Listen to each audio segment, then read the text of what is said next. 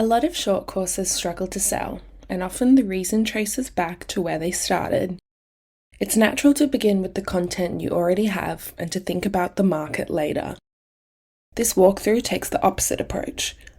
I'm going to take one realistic course idea, leading successful teams, and build it out using the workshop learning product canvas. We'll work through it top to bottom, and you'll see how each block builds on the one before it. You'll notice content comes last.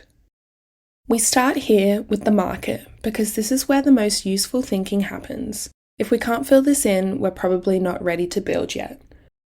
So, what's the market? Medium and large organizations, 500 or more employees across corporate, professional services, healthcare, government, and resources. We're starting in Brisbane with room to expand to other locations later. Then a really important distinction: who buys the course and who actually learns from it. In professional education, they're often not the same. And here, we actually have two kinds of buyer. One is the L&D or talent and capability lead, buying on behalf of the organization at B2B level. The other is more direct, a middle manager or department head nominating one of their own people, closer to a B2C sale. And then our learner is a new or emerging leader, someone stepping into a leadership role for the first time. Why would they buy? At the moment, new managers tend to learn by trial and error, and that comes at a cost. Teams disengage and good people leave. Our course is more hands-on than competing offerings, giving leaders real opportunities to practice, backed by theory and resources, and it's built on our own team principle methodology, our proprietary framework to team performance. That's our unique proposition: practical and applied rather than theoretical. Commercially, what does success look like? Say, 8 cohorts in the first year, around 20 learners each, so roughly 160 enrollments at $1,800 a seat. That gives us a revenue target we can test. We'd also note our competitors here, along with pricing, channels, and go-to market. And you'll notice we still haven't mentioned any content yet. Next is organizational impact, where we connect the course to something a sponsor genuinely cares about. The organizational need is clear. People are promoted into leadership without the skills, and their teams feel it through performance and turnover. From there, the business goals follow: ensure consistent team leadership across managers, reduce avoidable turnovers, and improve the efficiency of new managers. Then we set the performance objectives. Here, it's important to identify what the learner will be able to do at the end, rather than what we'll teach. By the end of this course, a new leader can build a genuine leadership mindset, engage and communicate confidently with stakeholders inside and outside the team, lead people even when the team is remote or spread across locations, engage and motivate their team day to day, and monitor and manage performance and results. Notice these are broader than a single tactical skill. They're capabilities, and that's deliberate, because it has to work for a leader managing a dispersed team, not just one sitting in the same room as everyone else. And we capture what success looks like for both sides. The buyer sees improved retention and engagement, and the learner feels more confident and is applying the new skills at work, with strong completion and satisfaction across cohorts. Then we move into requirements and delivery, which has 4 parts, each one answering a different practical question. First, we consider what the best learning experience actually looks like for this particular buyer and learner. For us, that means practical and applied rather than theoretical, cohort-based for peer learning and accountability, and flexible enough to fit around a full-time role. Learning experience is important because it's easy to default to whatever's convenient to build, rather than what this audience genuinely needs. Asking the question up front keeps the format honest. Design requirements cover the practical constraints on building the course itself. What's the budget for design? Are there key dates or deadlines to hit? And if this is an existing course rather than a new one, what updates or uplift does it actually need? For us, that's a modest budget, since we're reusing existing facilitator materials from our own team principle methodology and a deadline to be ready ahead of the next L&D planning cycle. Delivery requirements ask whether there are budget or resourcing considerations for delivery that need to be factored in at the design stage, rather than left as a surprise for later. For us, that's a qualified facilitator for each of the 8 cohorts and a platform that can handle enrollments and scheduling smoothly, both of which cost real money and need to be priced in now. And other requirements are a catch-all for anything else worth flagging that doesn't sit neatly under the first 3. Things like scale, consistency, or reporting needs. For us, that's the course needing to scale to 8+ cohorts a year without the quality slipping, consistent facilitator standards across cohorts, and outcome data to report back to buyers. Between them, these 4 questions make sure the course is designed around how people actually learn, and built and delivered in a way that's realistic for your budget, timeline, and team. Next, we map the personas and stakeholders. Here, it's important to remember that the person who says yes to buying the program, the person who actually learns from it, and the people who have to support it along the way are very rarely all the same. If we only design for the learner, we miss what it actually takes to get the program approved, resourced, and delivered well. First, we identify the learner or stakeholder personas, listing everyone at stake to ensure a well-rounded view. Identify their role in the course, for example, whether they're a learner or a buyer, their professional role within their organisation, and why that role is relevant to the program. Their motivations to be involved are what's in it for them, why they'd say yes. Identifying these is important because it shows us what will genuinely draw someone in and keep them engaged, rather than assuming everyone is motivated by the same thing. Barriers to engagement indicate obstacles we need to be aware of while selling or completing this course, so we can address them proactively rather than be caught off guard.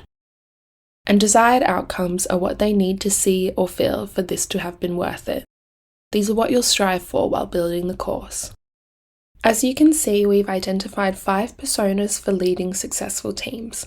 The learner, a recently promoted team leader, wants to feel competent and gain something practical they can use straight away.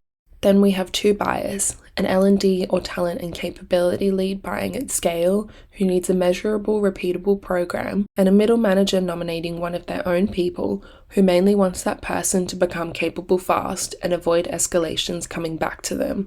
There's also the learner's own manager, who isn't buying or learning but has to ensure their work is covered while they're completing the course and is indirectly impacted by their success in the course. And there's the facilitator delivering it, whose consistency across cohorts protects both the quality and the buyer relationship.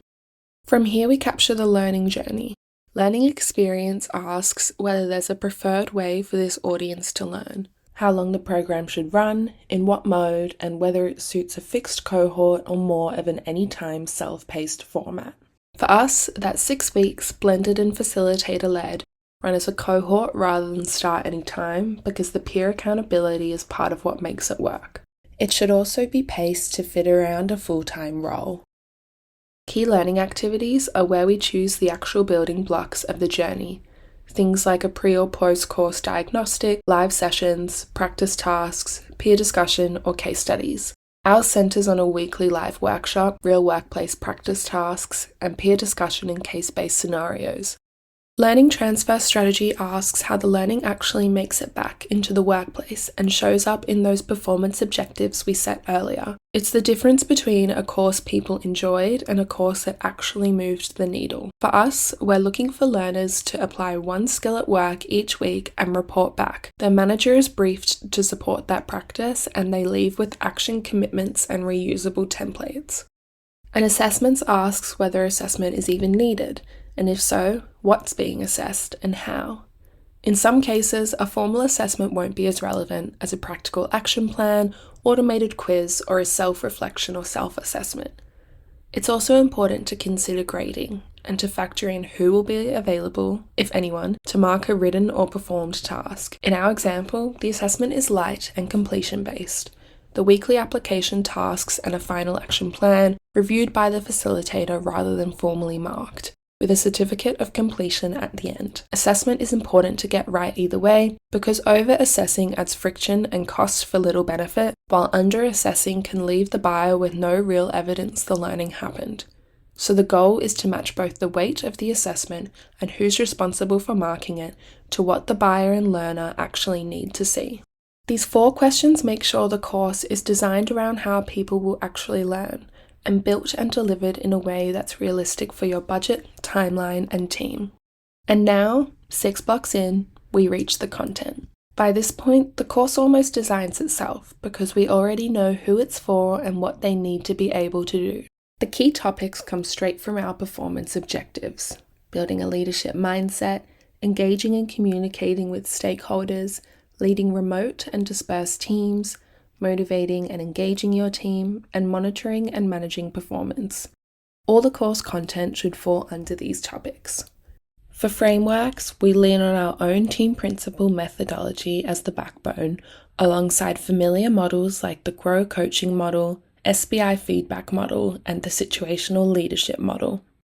We also note who our subject matter experts are, in this case an experienced leadership facilitator and a learning designer. In source content, we identify what content we already have compared with what we still need to build. Existing facilitator materials to adapt, new content for the online and blended format, and templates like a one-on-one guide, a feedback cheat sheet, and an action plan. This is really the point of working in this order. If we'd started here, we might have built a lot of content and then gone looking for someone to sell it to. Doing it this way, the content becomes the last and most straightforward step. One last thing worth mentioning, even though it isn't its own block on this canvas: keep a running list of what we're not sure about yet. For us, that's validating the $1,800 price with a few real buyers before we commit to it, and confirming a facilitator can genuinely run 8 cohorts a year without the quality slipping. Give each open question an owner and a date for your reference and follow-up. And there we have it. A whole course covering the market, the impact, the people, the experience, and the content in an order that keeps us honest. 2 habits make the canvas work well. Fill it in as a team with sales, delivery, design, and facilitators together, because the gaps tend to surface in conversation rather than on the page. And treat the first pass as a draft. The best canvases get revisited after a few real customer conversations, once the market analysis is based on evidence rather than a guess. The canvas is free to use, and you'll find the download link and the full guide below. It's worth having on hand before you scope your next course.